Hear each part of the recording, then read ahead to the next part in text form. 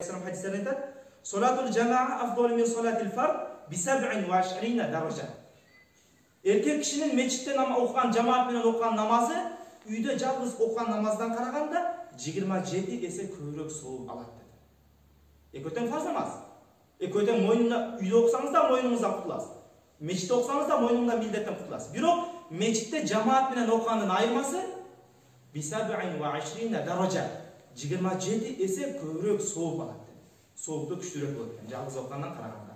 Eğer ayal kişi olsa, ayal kişi uyda жалгыз okugan жақшыраак. Жалгыз окуган кимдердин сыпаты экен? Аялдардын сыпаты да. Бизде не болуп атат анча-анчабызда? Аялдардын сыпаты болуп калат да. Катын ака өтмө дегендей болуп калат да биздечи. Ошон үчүн эки кылайлы. Жамаат окуйбузбу намазды? Эркек кишибизби? Эркектик сыпатыбыз бар. Эмне? Мечитке жамаатка чыксак, 27 эсе көбүрөөк сооп алабыз. Кээ айтат да. Кече карантин мезгилде Damla Yaman жаман болду, ушундай мечиттер жабылып калды. Өзү сизди жамаатка ол карантин эмес мезгилде деле жамаатта көргөн эмес ал адам. Аны өзүнчө ушундай аттен кылат, эки жүзөлүк бар.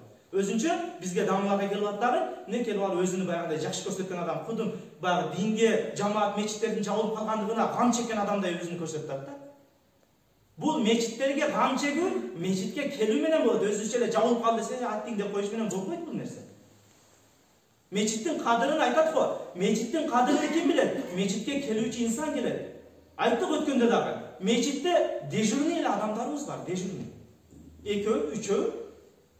Башка жок, же 4-5, 10 гүлбардан көп болсо 10 жамаат болсо керек, 10 тең көп. Ошондой эле дежурный эле адам болуп атат. А калгандарыбыз эле окуйбуз албетте. Эркек сыпат болдукпу? Мечитке келип окуйлу, мечиттин кадырын билели. А пайгамбар ошонун кадырын билбеди, Кудай Таала балени салды биздин башыбызга. Науду билла, Кудай сактасын, дагы жабылат деген коркунучтар болду. Науду билла, Кудай сактасын бул нерседен. Бул балелер эмне үчүн келди? Сиз мен мечитке келбей атабыз. Мечиттин кадырлап айтабыз. Ким кайсы нерсени коркулса, ал нерсеге бир күн зар болот. Мечитти коркулдук, мечитке зар болобуз. Бир күндөр инсандар, аксакалдарыбыз айттык, бир күндөр болгон, ал күндө мечиттерди эңсеп жүрүшкөн аксакалдар.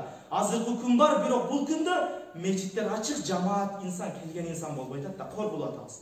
Науду билла, Кудай сактасын, бизге ошону зар кылып койбосун. Ошол акыбал, ошол жаман акыбал биздин кайра башыбызга түшпөсүн. Ал нерсени биз көтөрө алабызбы билбейм. Азыр бул турушта мечит ачык мезгилде ушунчалык келе албай атабыз, мечиттерди жабып салса, анда биз намазды ham окуя койсок керек менимчечи. Бул акыбалды биз илгерки аксакалдардай бизде баягындай ондай ибадатка мухаббат жок азыркыларда. Кудай сактасын азыр. Ошон үчүн дайым дуа кылып, мечиттер ачылышыны, мечиттер жабылбашын дуа кылып. Жок дегенде жумагабыз ham келип турайлы ушул жергечи. Бир жумада бир жолу болсо дагы дарат алып, бир аз пешенең жерге тийип калсын. Эртең кыяматта пешенең жерге тийди беле десе, ооба тийди эле я Раббим дей турган болойлу, жок дегенде бир жумада бир жолу болсо.